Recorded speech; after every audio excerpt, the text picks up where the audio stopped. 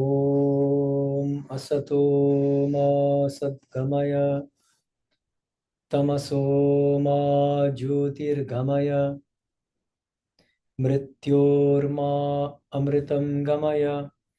Om Shanti Shanti Shanti. Om, lead us from the impermanent to the permanent.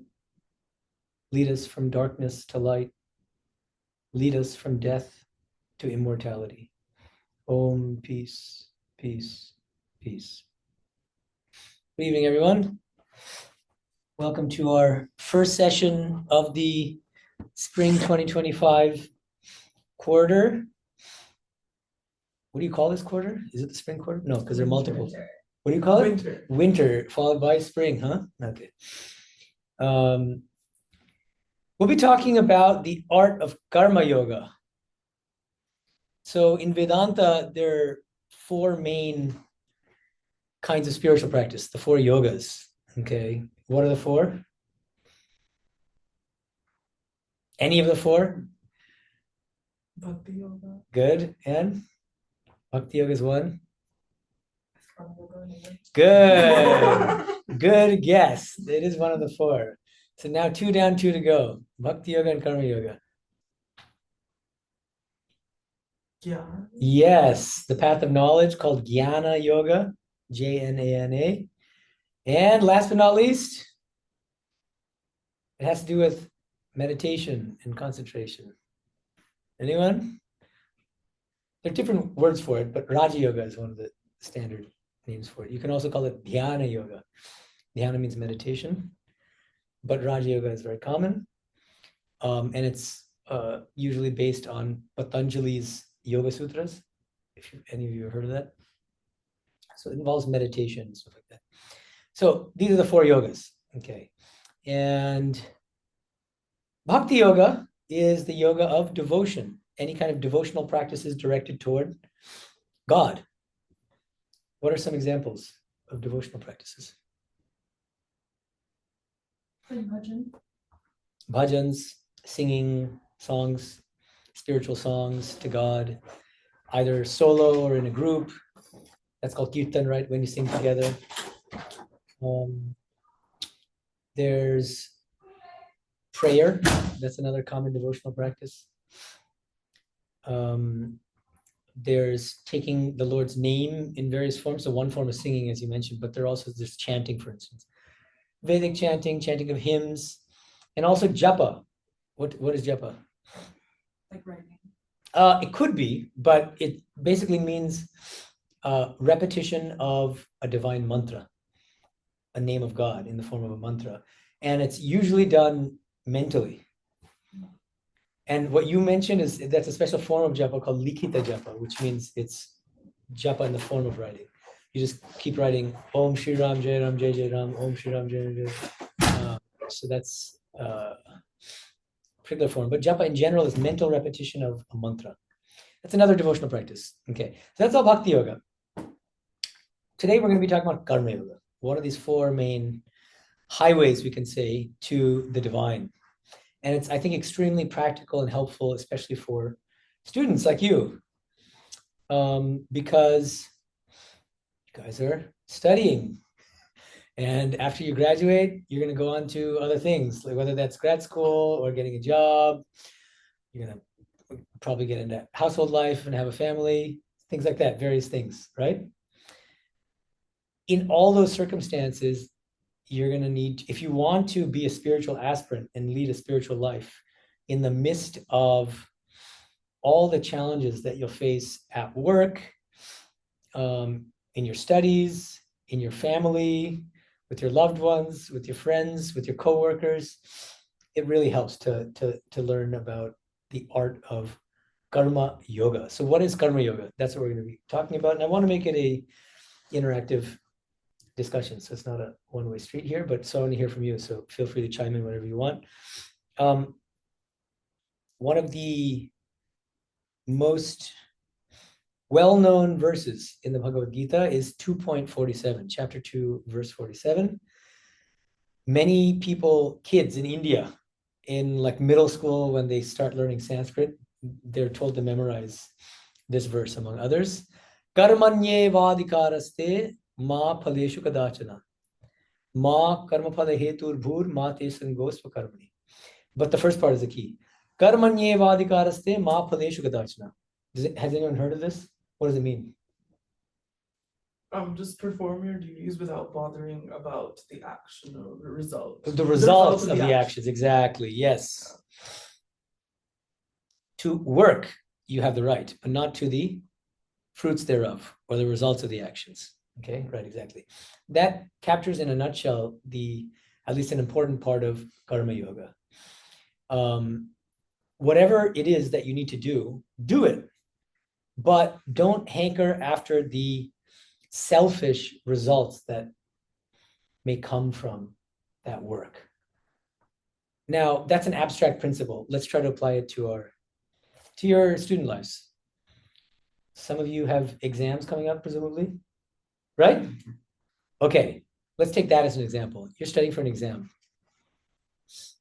And before we get into karma yoga, what would just like ordinary karma look like in that case? Like not doing it with any kind of spiritual motive, but just what would it look like to hanker after the results of your preparing for an exam? Like if you study really hard, you expect to do really well. Very good. Exactly. I want to get an A+ or an A or whatever. Might go more further than that. I want to be praised for how well I do on the exam. I want to do so well that it improves my chances of getting so-and-so dream job and this and that. Like all these different things are kind of different results, right? If you do the same work, the same action, which is in this case studying for an exam, but you do it as karma yoga, you do it because that's the duty that's fallen to you. And then I'm going to add in a second another component, which is the devotional element in this. It makes the practice a lot easier. What you can do is, because it might sound like, well, if I'm not going to care about the results, why should I do it anyway? Right? That's the problem that comes up. What's my motivation? You pull the rug out from under yourself. And then the motivation then is you do it as an offering to the divine. You do it in order to serve the divine. So you have a spiritual motive behind doing it. Okay. This is mentioned in Gita 3.30. It's one of my favorite verses in the Gita. Mai, Krishna tells Arjuna, Mai sarvani karmani sanyasya dhyatma chetasa nirashi nirmamo bhutva yutyasva vigata jvaraha. Which means Krishna is telling Arjuna, whatever you do, sarva karmani, all of your actions, offer them to me. Do them as an offering to me, while keeping your own mind focused on the adhyatma, which means the spiritual self within. Your spiritual nature separate from the body-mind complex, the Atman. Nirashi nirmamo bhutva yutyasva vigata jvaraha. It's very beautiful. It's a very poetic verse. Nirashihi, which means free from any kind of expectations, hopes, desires, fears. I want this. I need this to happen. That's where anxiety comes from. Anxiety is a huge problem now. So when you offer what you do to the divine, you're free from that anxiety. Nirashi, nirmamo, free from egoism, free from me and mine. Yutyasva vikata jvaraha. You can fight, because of course Arjuna was a warrior and he's telling him to fight this war. But we should think about it more metaphorically. Fight in this battlefield of life, whatever challenges face you. But vikata jvaraha, which means free from, literally means fever. This is not a physical fever. It's not that you have 102 temperature. Egoism itself, selfishness itself, living a selfish life itself is a kind of fever. It's an unnatural state that makes you, it could even make you delirious and make you do things you wouldn't ordinarily do. And you're free from, once you're free from ego, you're free from that feverishness that life often brings. And you discover a new kind of peace within. Okay. So it seems to me that the most effective and easiest way to practice karma yoga is by fusing it with devotion. So that you're replacing a selfish motive with a spiritual motive. Instead of studying for an exam to get a good grade, to get recognition and praise. You do it to serve the divine. And another advantage of this is that because another common objection / concern about karma yoga is, well, if we don't have selfish motives, we're going to do the work in like a half-hearted way. Our whole heart won't be there because there's nothing driving us to do well. Why should we try to succeed? Why should we do our best if we don't have anything to gain from it, right? This is a common question. But think about it this way. All of you have parents, and when you're growing up, your mom would, or your father, who knows, both of them, they'll cook food for you, right? Some meal. What do they gain from cooking? They want you to be happy. They love you. And your mom is going to do her best to make sure that she cooks really well for you so that you're happy eating the food that she makes for you. Right? But there's no selfish motive. I mean, they'll eventually eat too, but that's not the... But especially in Indian culture, you know that the mother eats last. You know, she's happy if you're happy. And she will work harder to make the best possible meal when it's for you rather than for herself. She might even lowball it when it comes to cooking for herself. But why does she care so much when she's cooking for you? Because she loves you. Now, let's apply that to this situation. If really what you're doing with the spirit of doing it for God, for the divine, and you love God, right? Won't you do your best? That's the idea. Now, it's easier said than done, but that should be the attitude. That's something that you should strive for. Does that make sense? Yeah. So now, if we go into the more of the nuts and bolts of karma yoga, back to this verse 47 of chapter 2, karma niyavadikaraste ma paleshu gadachana, right? You have the right to the action, but not to the fruits of the action. So in karma yoga, one thing you need to renounce is your attachment to the fruits or results of the action, the selfish fruits, the selfish results, right? But there's another thing that at a higher level, you also need to get rid of, which is attachment to not only the results of the work, but to the work itself.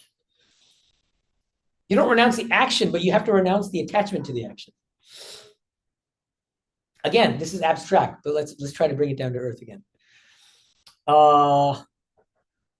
Any of you, if you're willing to share, in your student life here at UCLA, it could be even like outside of your classes and whatever. What do you love to do the most? Some kind of hobby or sport or whatever, or hang out with friends, or I don't know, eating. Yeah. Like watch TV. Watch TV, right? Okay. Now, why do you like it? It's fun, it's relaxing, presumably, right? Things like that. Yeah. Right.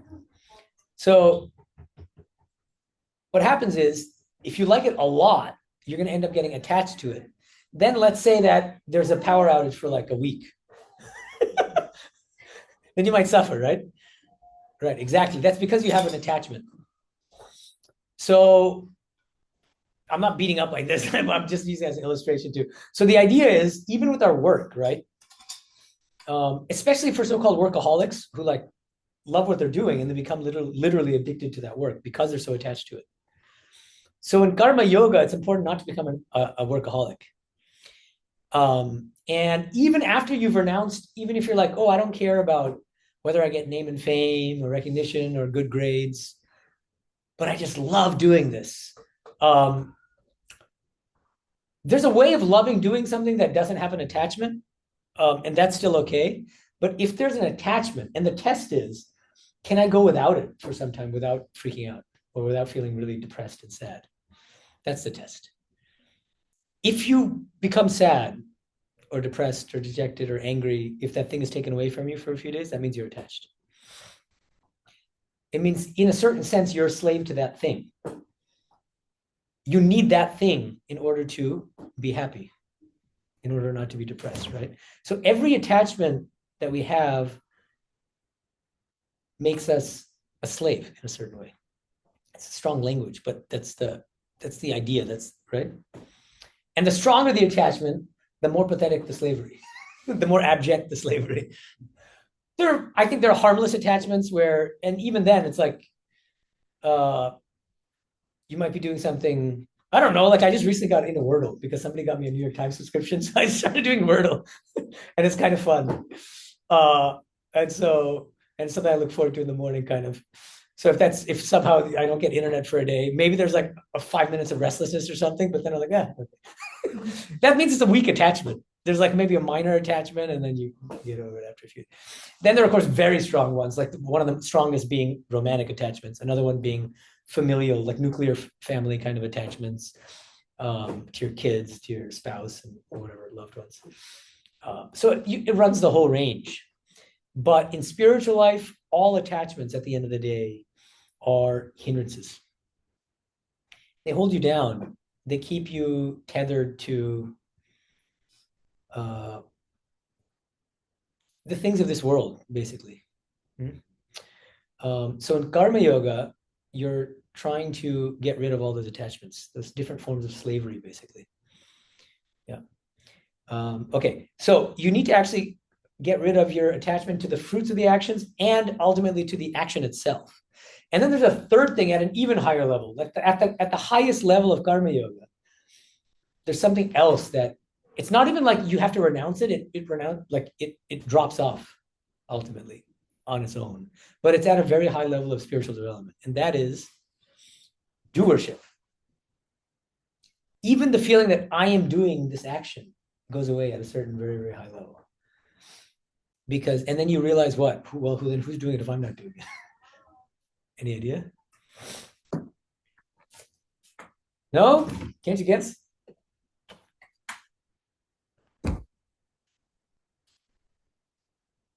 Come on, guys. I think that's a good guess. Exactly. God. God is a doer.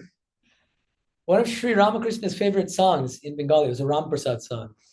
Ami jontro tumi jontri, jemon korao timni kori, jemon bolao timni boli. Which means, Ami yantra means instrument. I'm a mere instrument, O Lord, and you are the doer. We're all actually instruments in the hands of God. And the Gita says the same thing in chapter 18. Ishvaraha sarvabhutanam riddeshejuna tishtati. Ishvara resides in the hearts of all beings. Brahmayan sarvabhutani yantrarudhani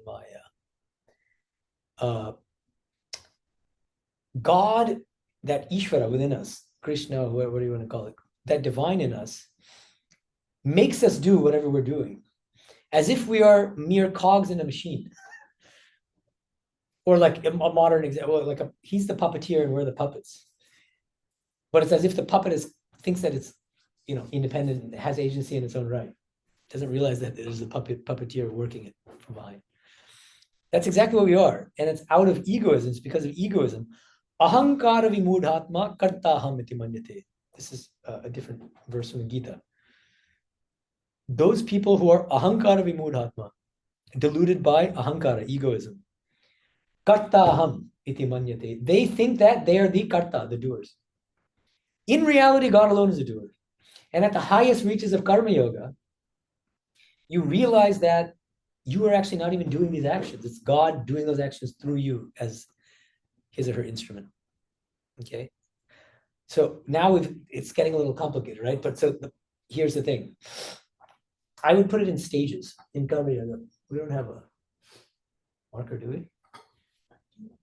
No, it doesn't look like it. Anyway, okay, we'll pretend we did. 3 stages in measures of progress, basically, in karma yoga. First step, renounce any attachment to the fruits of your actions. Fruits being the things we talked about, any kind of selfish gain that you can get from it. Next stage, even after you've overcome that attachment, there's the danger that you get attached to the work itself. So you ultimately need to renounce the attachment to the work itself. And then finally, at the highest level, you give up even the sense of I, the sense of doership. I am doing this or that. You realize that God is working through you and that you're just an instrument. Okay. So that's karma yoga in a nutshell.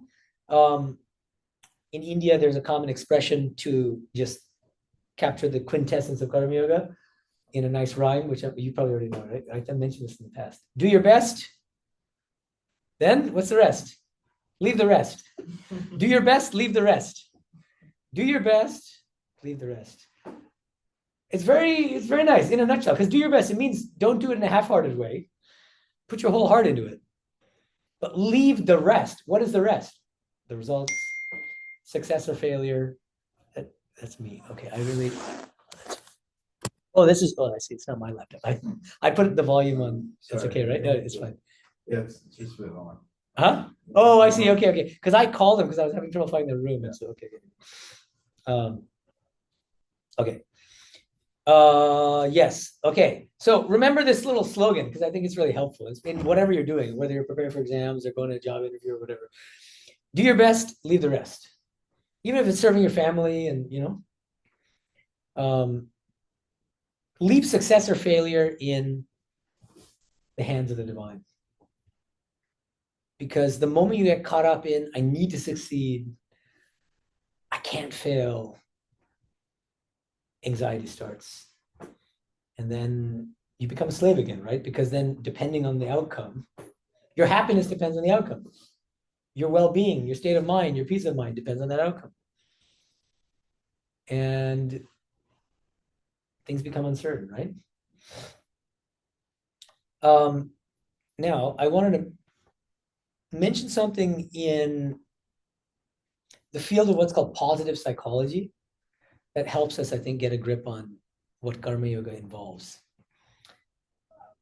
Positive psychology. Does anyone know what positive psychology is? Is anyone in psychology? No. Are you guys all tech majors or what are your majors? Are you all undergrads?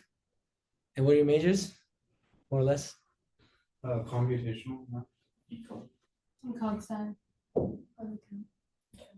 Chem? Yeah, just Chemical engineering. Oh, so 3 chem, biochem. Cog sci comes like closer than the others to what I'm talking about, but still it's different. But okay. Ordinary traditional psychology was all about fixing you or treating your mental illness. You have some kind of mental health issue, whether that's depression or anxiety or schizophrenia, bipolar disorder, whatever it is. You go to a psychiatrist or psychologist, and they try to make you, quote unquote, normal, free you from that debilitating mental illness, right? Positive psychology is a recent field within psychology, which, as you can judge from the name probably, but the idea is that it starts where traditional psychology leaves off. So traditional psychology is happy if it can make you normal. But then the next step is, well, once I'm normal, once I'm like not debilitatingly depressed or anxious or have multiple personalities or whatever, now the next step is, how do I thrive? How do I flourish in life? Right? This is what positive psychology is all about. Right? Just being free from mental illness, that's great. It's very important, but that's not enough to lead a fulfilling life. So how do I lead a maximally fulfilling life? How do I thrive? How do I flourish in life? Okay. And one of the most prominent positive psychologists is a professor at UPenn called Martin Seligman. And he wrote a book called Authentic Happiness about 20-ish years ago. And in this book, he basically explains to us, using scientific evidence, like on the basis of scientific studies, how to lead a truly happy and fulfilling life. This is like the Holy Grail. And what he says is he distinguishes 3 different ways of living, basically 3 different lifestyles, you could say, 3 different life philosophies. And the first one he calls the pleasant life. And he says, this is a life devoted to maximizing different forms of instant gratification. Maximize pleasure. How do you do that? Populate your life with as many pleasurable activities as possible. In a way, it's very logical. You're like, if I want to be happy, I should try to bring pleasure into every moment of my life as much as I can. And then voila, that's a happy life. And then ironically and interestingly, he finds that all the scientific studies show that if you try to live your life based on this kind of philosophy, this kind of hedonistic philosophy, you'll end up being miserable. And there's a good reason for that. And Vedanta explains it very precisely and in a very spiritual and philosophical way. Here's the problem. It's mentioned in the Bhagavata Purana. Na jatu kamaha kamanam upavogena shamyati havisha krishnavatmeva bhuya eva vivartate, which means desire, kama, is never satisfied through enjoyment, through pleasure, through enjoying that whatever it is you want. Rather, what happens if you have a fire which you're trying to put out and you throw oil into the fire? What happens? The fire gets bigger. Your aim is to extinguish the fire. In fact, the fire gets bigger, and so. What does that mean? It means the more you gratify your desires, the stronger the desires become. That's the pattern of all addictions, right? It's a vicious cycle. Social media is one of the big problems with young people now, right? People get addicted to social media because of the algorithms, and it becomes this like addictive behavior, and you can't help but scroll and whatever it is that, you know. So these are big issues, and that's why there's a kind of internal flaw in a life philosophy based on maximizing pleasure. And that flaw is you think that, well, the more I'm able to fulfill my desires, the happier I'll be. The problem is desires can never be fulfilled. That's the nature of desire is such that it can never be fulfilled. The way that Gita puts it, Krishna says this in chapter 3 of the Gita. He describes kama, desire, as mahashano mahapapma. Mahashano, all devouring, insatiable. Imagine it's like pet from hell. And the more you feed it, the hungrier it becomes. And the bigger it becomes, the more menacing and threatening it becomes. Feed me, feed me. You're like, I'm giving you as much as I can. And you're like, I want more. So that's desire. Mahashano, and then mahapapma. And that is also the root of all sin. You end up doing things you regret. Why? Almost always because of some kind of desire. For all these reasons, the pleasant life is actually a recipe for unhappiness rather than happiness. So that's just how he sets up his own. And then the rest of the book is devoted to explaining, well, how do we then achieve true happiness? Don't be a Debbie Downer. Do you know the reference, or are you too young for that? Anyone know Debbie Downer? I've heard my teacher say it. Ah! I'm in your teacher's generation now. I don't know how to feel about that. I get to teach you about an old 90s SNL skit. You guys have heard of SNL, I assume. Oh yeah. You've seen the old sketches? Yeah, I know what you're talking about. There's a Rachel Dratch is the woman who would play the role of Debbie Downer, Debbie. Like the most famous one is they're at Disneyland. Oh, you did see this one. Okay. So she's in a group with a bunch of kids, and they're all just trying to have fun and like giggling with Mickey Mouse. And anytime they're like in a ride or something, she'll be the Debbie Downer. They'll call her Debbie Downer because she'll raise what seem to be actually legitimate safety risks, and like, yeah, but all this enjoyment is coming at the expense of the third world countries which do this and this, and then everybody gets really depressed. Anyway, why did I go off on this tangent? Why did I go off on that? That's funny. Oh yeah, sorry. Okay, so now back to the pleasant life. So the first third of this guy's book is more of the Debbie Downer part of the book. It's like, don't lead your life like this, because you're going to end up being unhappy. Okay, and then the rest of the book is more positive, and he's saying, here's a recipe for true, authentic happiness. So let's hear it, and then we can try to make connections with Vedanta here in Karma Yoga. Okay, so he says there are two other life philosophies which are more promising, but ultimately he's going to suggest that we combine them, fuse them into one. So he says, I'm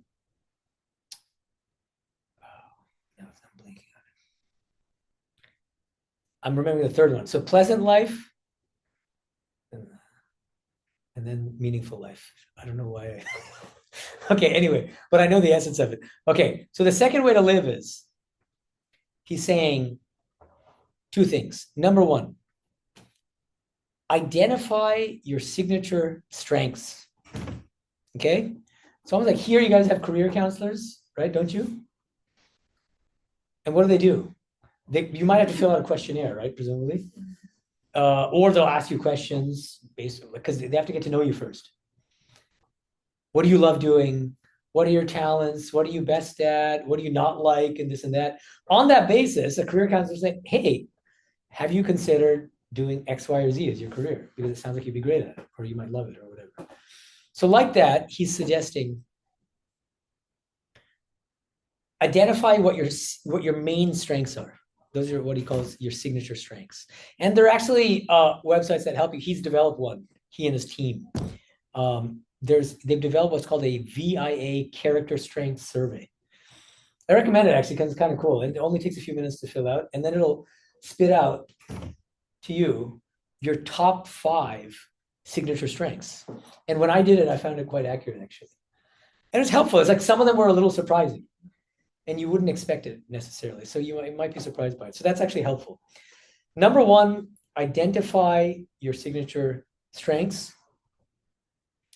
Number 2, find a calling, find a vocation that enables you to and encourages you to cultivate your signature strengths on a regular basis.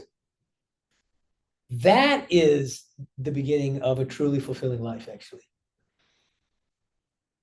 And what's different about that in the pleasant life? Well, because often, I mean, you're still young, but I'm sure you can already acknowledge that this is true. Some of your greatest achievements in life, what you're most proud of, didn't come very easily. It's something that you had to work at, right? And just because you're good at something doesn't mean that it's something that's really easy. You just think about like Olympic athletes or something. They're incredibly gifted at what they do, and yet they have to train for hours every day to get to that point, and then to get gold medals and whatever, right? And so this second paradigm of living, I just can't believe that I forgot what he calls it. It's the pleasant life, number 2, and then meaningful life. It's very obvious, and it's kind of amazing to me that I don't. Anyway, so it's irritating more than anything else.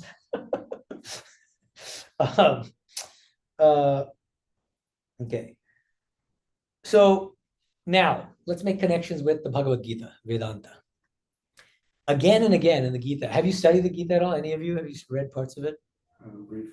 A little bit? Yeah. Okay. There's a concept called Swadharma.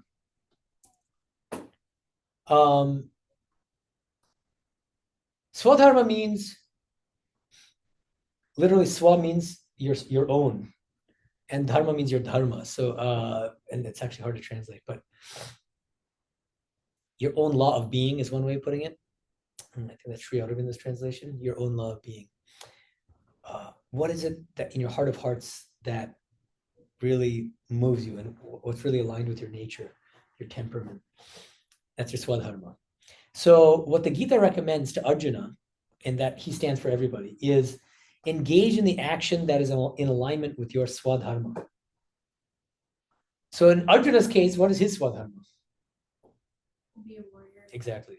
That's his, because he's a Kshatriya. He belongs to the warrior caste. And that's their job.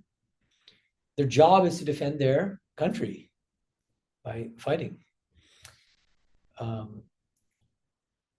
And what Krishna says is, if you engage in your Swadharma and you do it as karma yoga, then you'll not only make spiritual progress, but you'll also maximally benefit society because we'll each be doing the jobs that we're best suited for, right? So in a well-functioning society, somebody who's temperamentally inclined to be a lawyer and who's good at being a lawyer should be able to pursue law. Somebody who is exceptionally talented in medical service should be given scope and the ability and being encouraged to pursue medicine, right?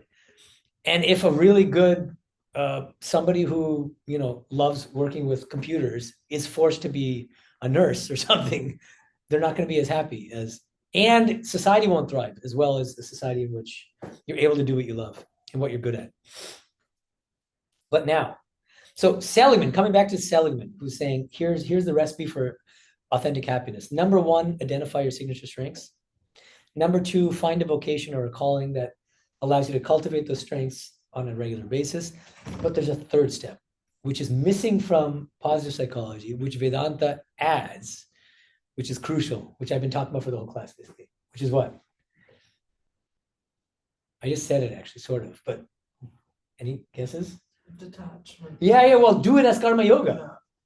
See, now just imagine, let's say I'm a surgeon and I'm reading Authentic Happiness and I'm trying to follow to the letter what Seligman's telling me. Oh, I see. So to be really happy as a surgeon, what should I do?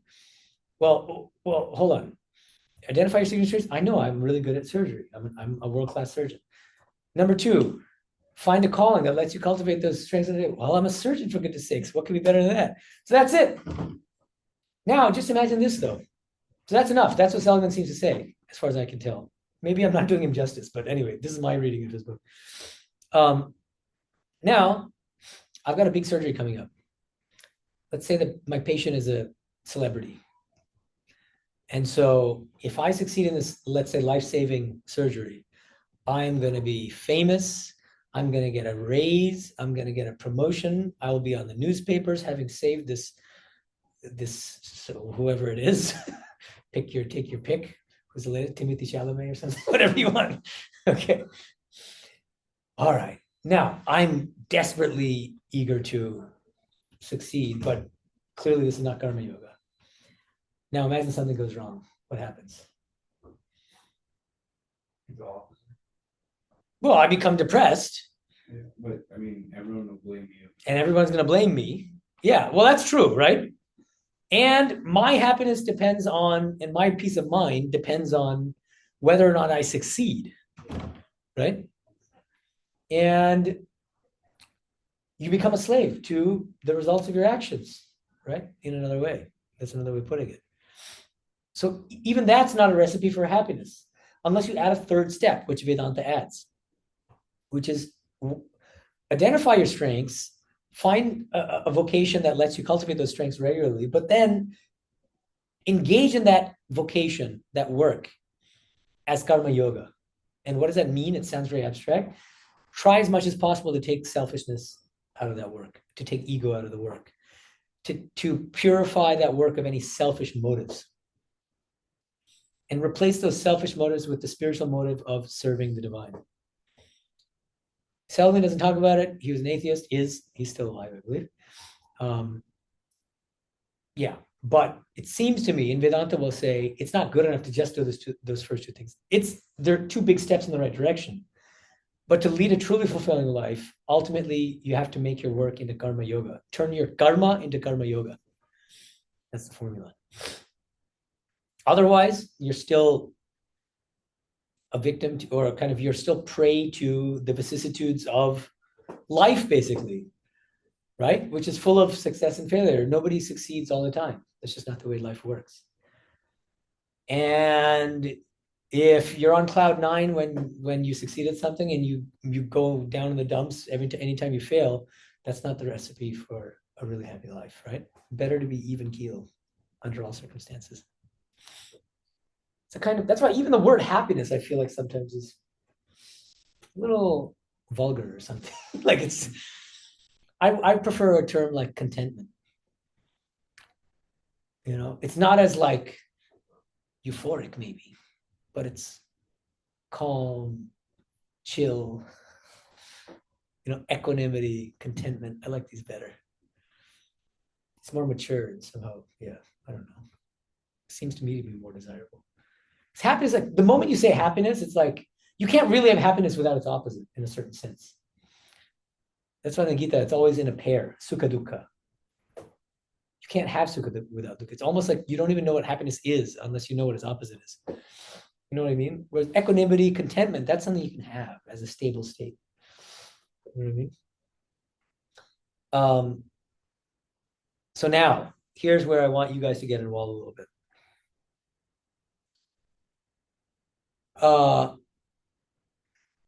Give me an example from your own life. Again, like not being that personal. Where you're doing something, and how would you turn that work that you're doing, that action that you're doing, into karma yoga? Obviously, choose examples other than the ones I've already given. So like not preparing for an exam, but other things.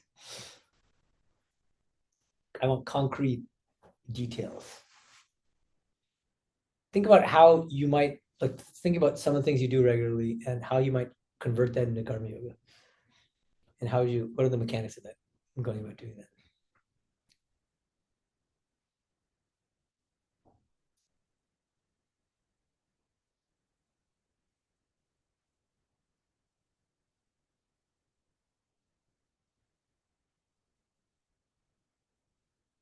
I don't know if this is like a big example, but Mhm. I started playing piano again since Mm. I like graduated high school. Mm. And like when I was in high school, I would always be practicing so like I could do well at the next lesson.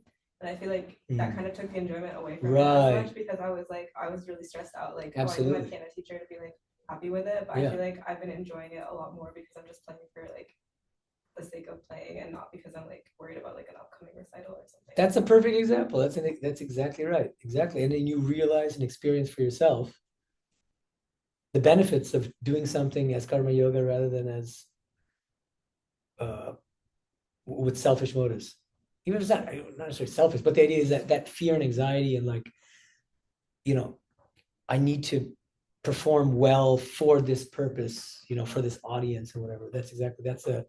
That's a karma phala. And once you gave up that desire, what happened? You started to enjoy playing the piano for its own sake, right? Yeah, that's a great example. Yeah. Any other examples? Yeah. I think the same thing she said, but just with like sports. Like, I started playing tennis and I like was very competitive and stuff. So I hated playing tennis, but like, after the season was done, me and my friends would go play and win our fun. And it was more fun, right?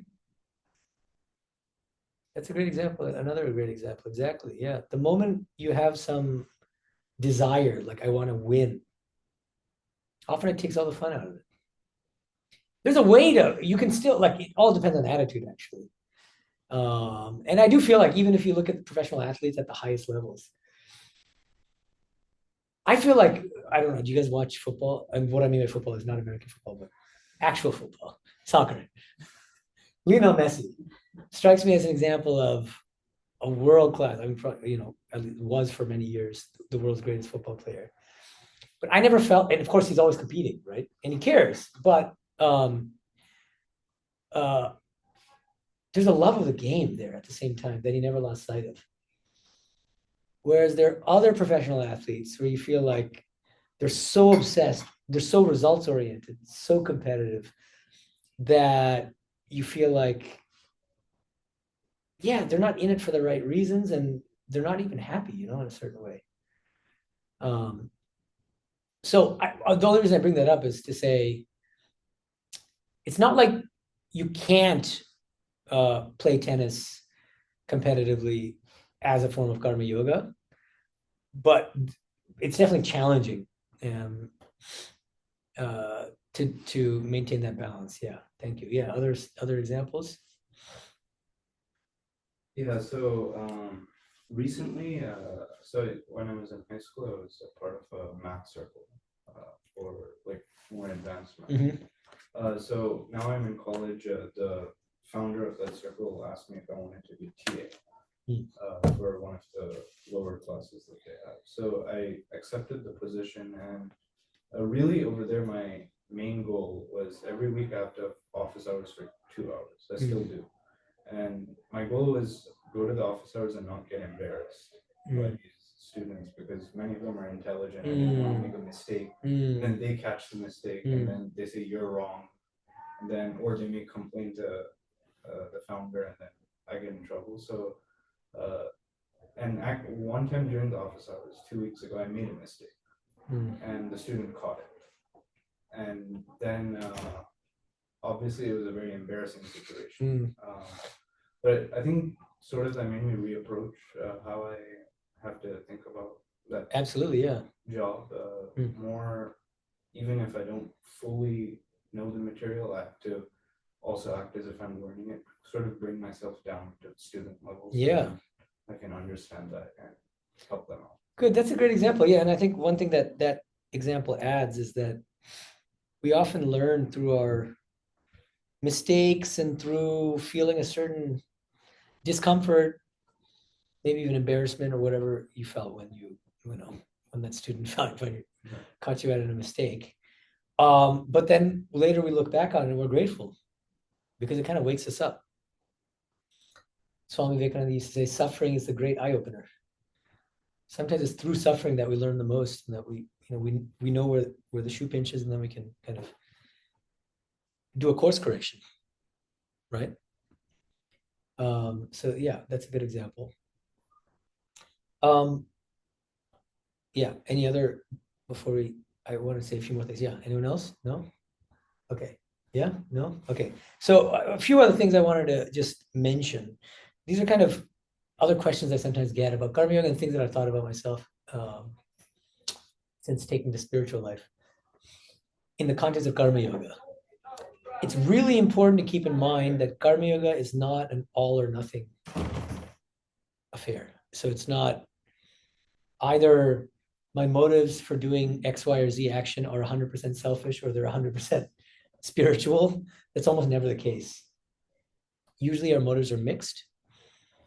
And like, to take the example of preparing for an exam or something, like if it's a subject I love, part of my motivation for preparing for an exam is that I actually like the material. One part is I really want to do well. Another one is I don't want to disappoint my parents. Another one, there can be complex motives behind it, right? And one part of it could be good. And it could be that it's like a particular action is 20% spiritual and 80% selfish or something like that. And the idea is to reduce the percentage of selfish motives and increase the percentage of the spiritual motive. And it's a journey. And it doesn't happen overnight, and you can test yourself. And they're really easy tests. If you're really doing something as Karma Yoga, the big test is when things don't go your way, how do you react, if at all? And if you react badly, you know that you're not doing as Karma Yoga, right? If you're able to take the successes calmly and take failures equally calmly, then you know that's really Karma Yoga. Right? Okay. And then there's the other question, which I often get, which is, well, from the way you're explaining Karma Yoga, it almost sounds like, it comes back to this issue that I brought up in the beginning, which is like, it seems to deprive us of any kind of real motivation for acting. And this is just a different way of putting it. Does that mean that ambition is bad? That's the way that this question is often put. Is all ambition bad?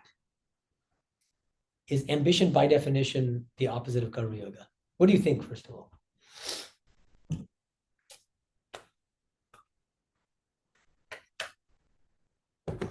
It depends on what the ambition is. Okay, so yeah, so give me, how do you understand? I think it helps to first just define ambition. And it might be that we have different understandings of what ambition is. So how would you As define you it? said, not to be results oriented. Mhm. Like, if you're studying for something, it's because you enjoy the subject. So Yeah, you try to better yourself without yeah. saying exactly what the end result is. You strive to become better, but not for a certain outcome. Okay, and so, but what is that in connection with ambition? Like, you're allowed to be ambitious as long as it's not Results oriented. So like a Ah. bodybuilder could be like, I'm given one body, I'm going to maximize my potential, but I don't have to win like a bodybuilding championship to strive for the best of what I can do. Right. Okay, good. Right. So there's a way of making your ambitions less selfish and more spiritual, is what you're saying, right? You don't have to be completely outcome oriented with it. You can just strive Right. for something better without being Right. selfish in the outcome. Sure. I think that's good. And then I think that there's a definitional question of whether that still counts as ambition.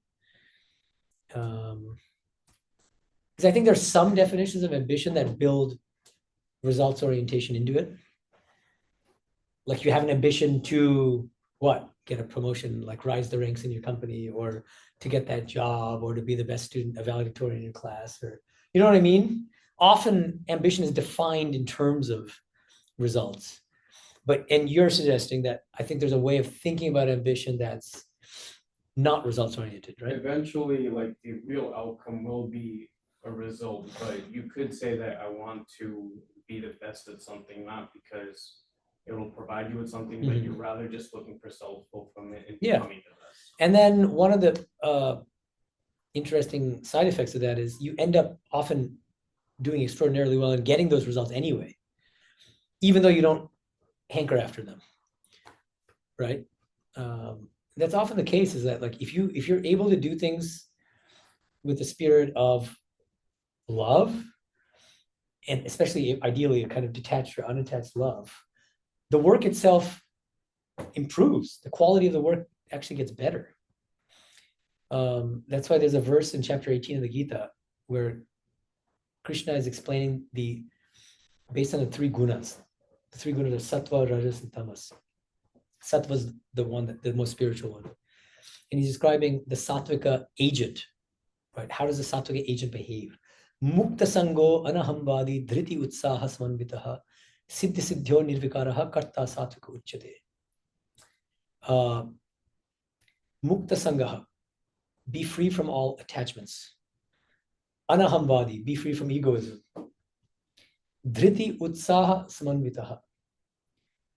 You should be full of dhriti, which means perseverance. So see it through to the end, whatever it is you're doing. So don't be lackadaisical about it. Don't start something and then stop because you're bored or you don't feel like it or you want to do something else. Dhriti. Utsaha means full of enthusiasm. You should be full of enthusiasm. It should not be half-hearted. But again, why? What's the motivation? Well, you're serving the divine. And so you want to do your best. Like a mother will cook the best for her children, for instance. Siddhi siddhyo nirvikara. That's the last characteristic, which is being equal in success and failure.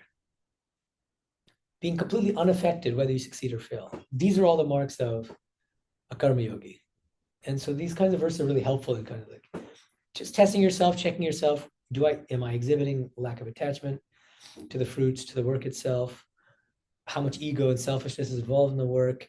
Am I enthusiastic? Am I very results oriented and obsessed with success and failure?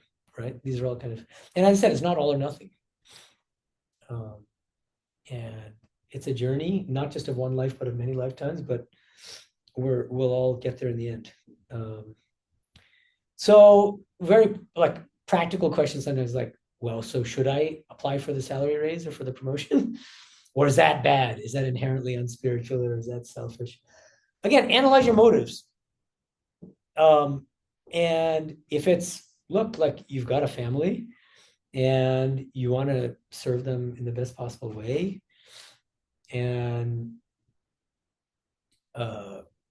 yeah, and so you want to, and you know, you find that next step in your career to be challenging in a way that's rewarding and also beneficial in some way, then yeah, go for it.